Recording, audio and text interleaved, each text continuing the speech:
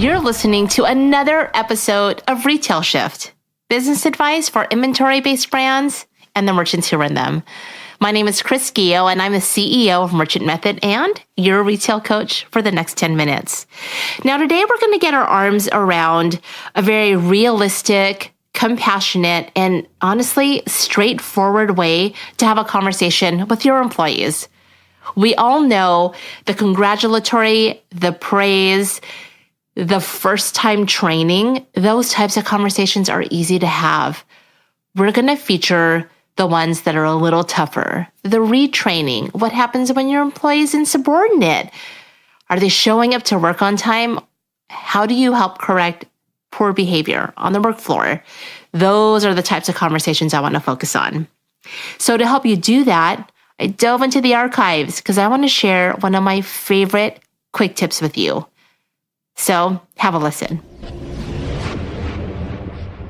I was thinking a lot about a conversation I had to get ready for earlier this month, and it was back and forth conversation, and there were some points that I and the other person didn't agree with. And as we were communicating, I was getting more and more nervous about the conversation that needed to happen. So I spent a lot of time preparing for it. I thought on the feedback I received. I thought about what I wanted to say. I reached out to two different people with different leadership styles to get their perspective. And I was trying to be as rational about the conversation that was going to happen as I possibly could.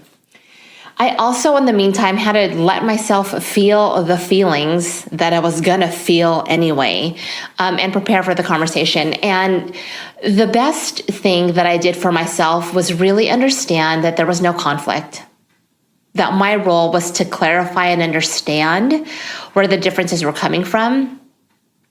And once I was able to do that, the conversation was really much easier because I didn't prevent true conversation from happening by inferring that conflict existed. And so that's what we're going to talk about during this episode, is the difference between clarifying and conflict.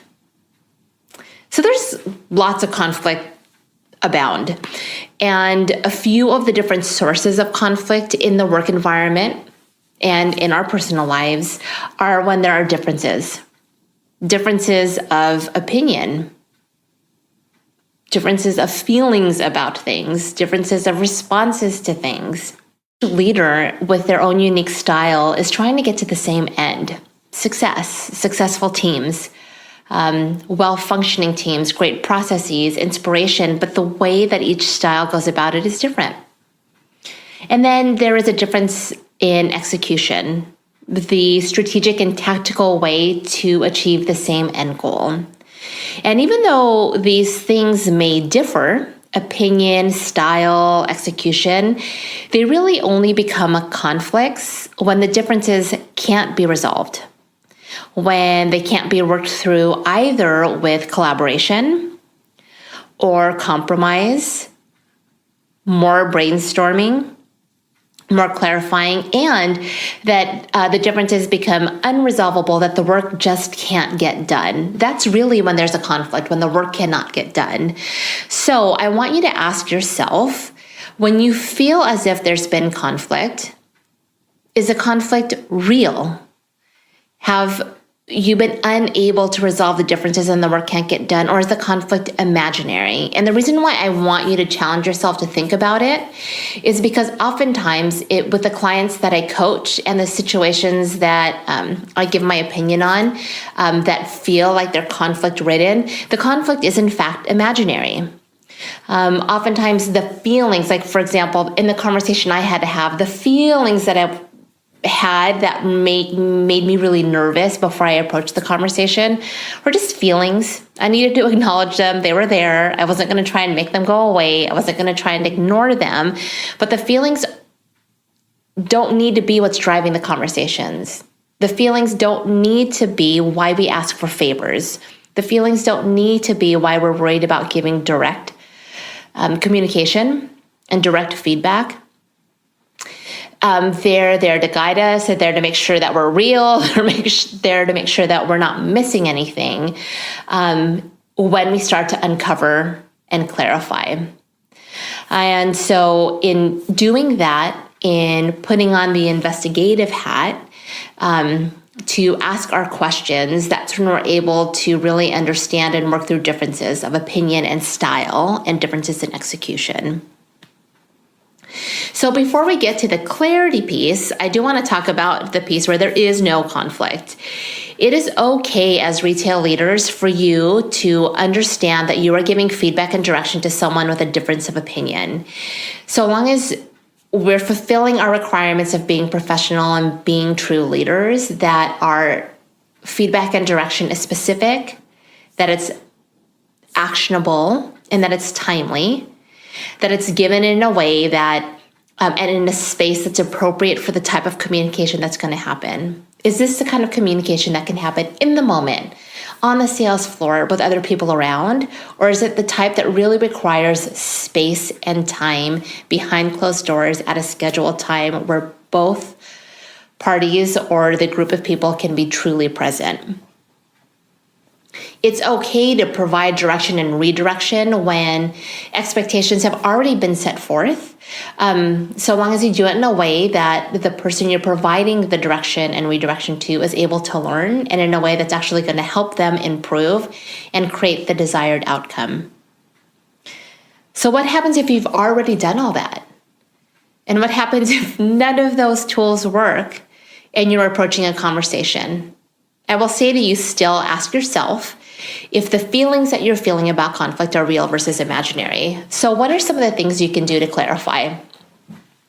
Some of the things you can do to clarify about where the differences are coming from in opinion, typically it's in style and in execution, is by clarifying what you understand of the situation and what they understand of the situation, by asking what they understand of what's expected of them, asking questions around why they're making their recommendation, why they chose to pursue a certain course of action.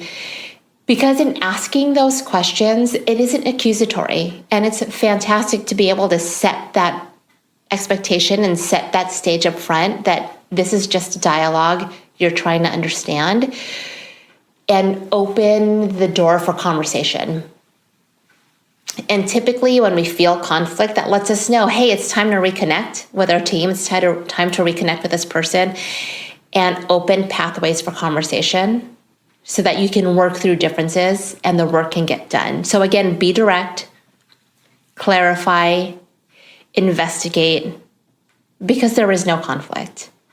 And when you hit that wall, when the differences become insurmountable, then you can move forward from there. But oftentimes I find that my clients and I observe in situations that this space between knowing without a shadow of a doubt that differences cannot be resolved, and in this space of I'm just providing direction and redirection, there's so much room for conversation. So I highly encourage you, when things are not going your way, when you have to have difficult conversations that feel difficult for you, pause and put together your list of questions that you want to ask to better understand where the differences are coming from so that you can approach this conversation and you can empower yourself to be more direct because there is no conflict. Okay, you now have one of the top leadership skills you need to approach that talk. That capital T talk, the one that you have been meaning to have or that you've had in your head over and over again, but have never spoken the words. The one that you've actually been avoiding. It's time to have that one. Now, please use this information to take action on your own. Plan out what you want to say and you can practice it. It's what many of us do before we're able to have in the moment, spontaneous, corrective but compassionate conversations. Because you're smart and dedicated, and I know that you are ready to roll up your sleeves and do what's right for you, do what's right as a manager, do right by your employee. You're passionate you're compassionate, and I'm confident that you are going to take this information and make it work for you. My promise to you is that I'm here to support you, and in a way that's you-centered. You don't have to be like me. You don't have to plan like me. You don't have to have my exact experience to really take advantage of the tips I'm sharing here on Retail Shift. Remember, knowledge and action are most effective when they're applied within the context of your unique business using your unique business style. So when I was thinking about how do I deliver on my promise to you, I thought, wouldn't it be cool to help you discover how you move and groove so that you can leverage that even more, use it to your advantage even more than you already are? So to help you with that, I developed a free 1-minute quiz to help you understand your retail success style. And I'm so excited about it. I've been testing it out with a select group of merchants for the past few months, and I'm finally ready to share it with you. All you have to do is go to merchantmethod.com/quiz. When you do, after you take your quiz, you'll get specific tips from me based on your success style.